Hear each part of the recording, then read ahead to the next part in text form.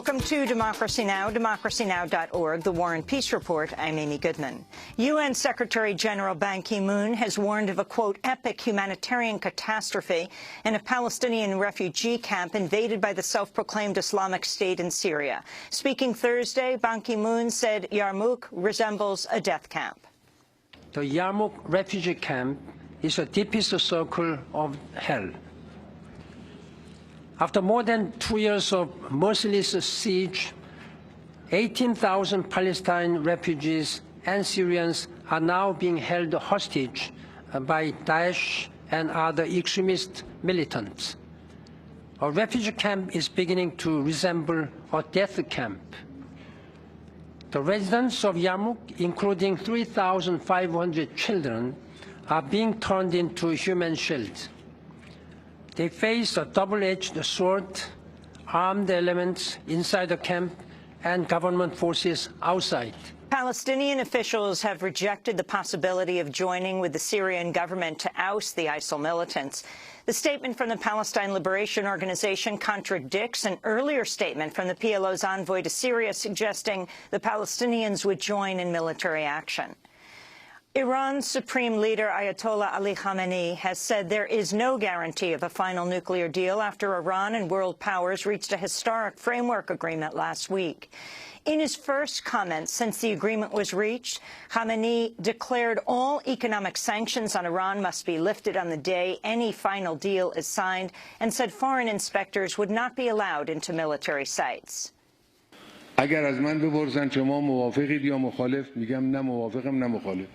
If you ask me if I support or oppose the nuclear agreement, I neither support it nor oppose it, because nothing has happened yet. Nothing has been done yet. The whole issue lies in the details that they are meant to discuss one by one. Ayatollah Khamenei's remarks may have been designed to placate hardliners opposed to the nuclear deal. Negotiators will seek to reach a final agreement before a June 30th deadline.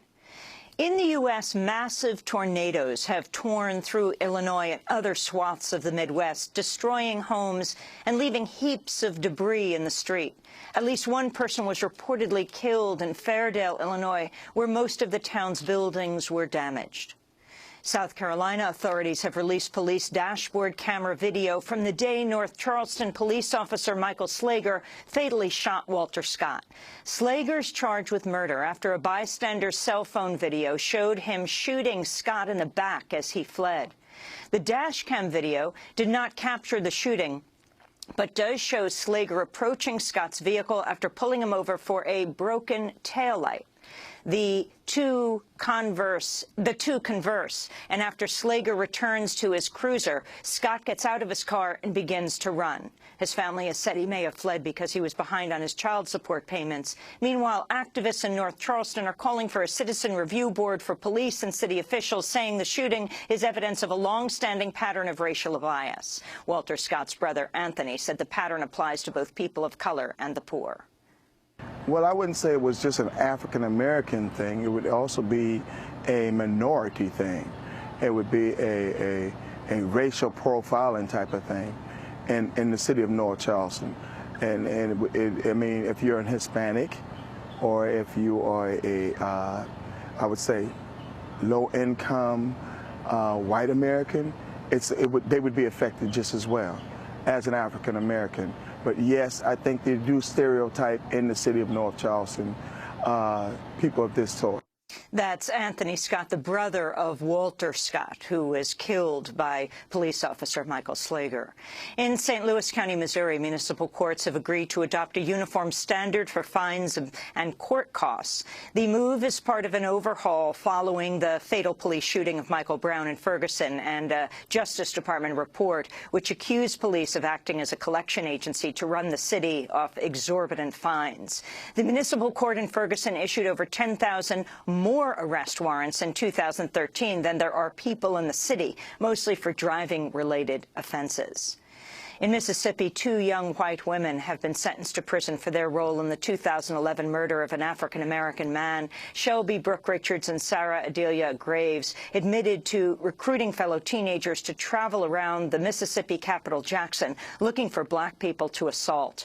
Both were in a pickup truck when the driver mowed down James Craig Anderson, killing him. Richards admitted she yelled a racial slur and encouraged the driver to beat Anderson and run him over. The driver was previously sentenced to 50 years in prison, and 5 other white men received lesser terms. On Thursday, Richards was sentenced to 8 years and Graves to 5 years. Here in New York, Ramy Orta, who filmed the police chokehold death of Eric Garner in Staten Island, will spend another weekend at Rikers Island jail after a prosecutor demanded scrutiny of donations used to pay for his bail. Orta's supporters raised nearly $40,000 to pay for his bail bond so he could be released from Rikers, where he's being held on a drug charge. But Orta's lawyers say the district attorney demanded a bail source hearing to determine if the funds were obtained illegally, even though they were publicly raised through the website GoFundMe. Orta and his family say police have targeted them over Orta's filming of Garner's death. To see Thursday's interview with Ramy Orta's attorneys and his aunt on Democracy Now!, you can go to democracynow.org.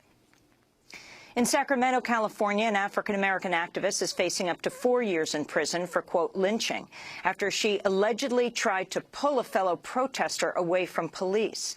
Under a 1933 California law designed to protect black people from white mobs, the act of attempting to free someone from police custody can be defined as lynching, a felony offense. The law has been used repeatedly against activists, including Miley Hampton, who was arrested for her actions at a protest against police brutality. On Thursday, protesters packed a court hearing to support Hampton, who returns to court again on April 30th. Following an outcry, local and state officials have vowed to remove the word lynching from California law. President Obama's arrived in Panama to attend the Summit of the Americas, along with other leaders from Canada, Central America, South America, the Caribbean, and for the first time, Cuba. Obama and Cuban President Raul Castro are reportedly due to meet informally at the summit, marking the first time presidents from the 2 countries have sat down since 1956. Meanwhile, on Thursday, Obama announced the State Department's finished its review of whether Cuba should be removed from the list of state sponsors of terrorism, but said he would wait to act until receiving final recommendations of White House advisors. As you know, there's a process involved in reviewing whether or not a country should be on the state sponsor of terrorism list. That review has been completed at the State Department. It is now forwarded to the White House. Our interagency team will go through the entire thing and then present it to me with a recommendation. That hasn't happened yet. Fights broke out ahead of the Summit of the Americas Wednesday when anti-Castro Cuban demonstrators tried to lay flowers at the bust of Cuban patriarch José Martí near the Cuban embassy in Panama City and were confronted by a group of pro-Castro activists. Cuban delegates also protested over reports that former CIA-backed paramilitary officer Felix Rodriguez, who was sent to kill Che Guevara in Bolivia in 1967, was meeting with opposition groups in Panama City. We'll have more on the summit after headlines. An immigrant rights activist who was deported 6 months ago after warning he could be killed if he returned home to Mexico has been fatally shot in the Mexican state of Guerrero. Constantino Morales reportedly served as a police officer in Mexico, where he denounced drug trafficking and faced attempts on his life before coming to the United States to seek asylum. He was deported in September after his asylum bids were rejected. He leaves behind 6 children. Morales' former activist group, Iowa Citizens for Community Improvement, called on Congress to pass immigration reform, saying, quote, "There are too many of these preventable stories." Hillary Clinton is reportedly poised to announce her candidacy for the Democratic presidential nomination this weekend. The move comes as a new investigation has revealed Clinton's close ties to a Canadian oil company with a history of alleged violence in Colombia. The International Business Times reports while Clinton was Secretary of State, she backed a Colombian free trade pact she previously opposed over concerns about labor rights after the founder of oil giant Pacific, Rubiales, pledged millions of dollars to the Clinton Foundation. The founder, Frank Giustra, now serves on the foundation's board. Labor leaders say Clinton ignored accounts of attacks on union organizers in Colombia, instead backing the trade pact which benefited Giustra and other foreign investors. The former governor of Rhode Island has announced he's exploring a run against Clinton for the Democratic presidential nomination. Lincoln Chafee served in the Senate as a Republican and later became governor as an independent before becoming a Democrat in 2013. He's criticized Clinton over her support for the Iraq War. Chafee's father, John Chafee, also served as a senator and governor of Rhode Island, as well as Secretary of the Navy. Georgia's agreed to end its blanket ban on hormone treatment for transgender prisoners after the Department of Justice intervened on behalf of a transgender woman denied hormones for 3 years. The Justice Department voiced support for Ashley Diamond's lawsuit over deprivation of the hormone she took for 17 years before her imprisonment. State officials say Diamond is now receiving the treatments. 19 people have been arrested at Yale University in Connecticut for their role in a sit-in calling for Yale to purge its nearly $24 billion endowment from fossil fuel corporations. The students want school officials to reopen the discussion after deciding not to divest in August. Yale's endowment is the third largest in the country. Students there join a growing number across the country who are demanding divestment from companies that drive global warming. The Massachusetts Institute of Technology hosted a debate on divestment Thursday. Student activists covered the windows of a university building with colored paper, spelling out the word divest. And Harvard Heat Week begins on Monday. Harvard Heat Week is the divestment efforts of students and professors at Harvard University in Cambridge, Massachusetts. And imprisoned journalist and former Black Panther Mumia Abu Jamal has spoken out from a prison infirmary about the police killing of Walter Scott in South Carolina. Abu Jamal, who is seriously ill at SCI Mahani, rose from his infirmary bed to record the commentary after a fellow prisoner wheeled in a TV so he could watch coverage of the shooting. In a Democracy Now! Exclusive, Mumia Abu Jamal discussed his reaction.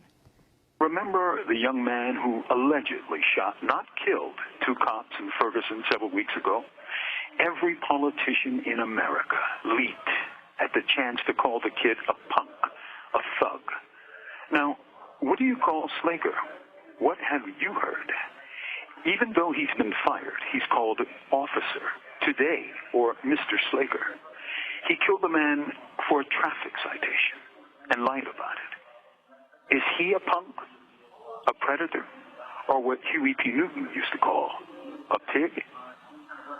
From Imprisoned Nation, this is Mumia Abu Jamal. And special thanks to Noel Hanrahan of the Prison Radio Project for the recording of that commentary. Mumia Abu Jamal's supporters say he remains severely ill after he was hospitalized for diabetic shock. Today, his supporters have called a national day of action with protests in 10 cities to demand he be allowed to see a diabetes specialist. Mumia Abu Jamal is in prison for the 1981 murder of Philadelphia police officer Daniel Faulkner, but has always maintained his innocence. Amnesty International has found he was deprived of a fair trial. And those are some of the headlines. This is Democracy Now!, democracynow.org, The War and Peace Report. I'm Amy Goodman. And I'm Juan Gonzalez. Welcome to all of our listeners and viewers around the country and around the world.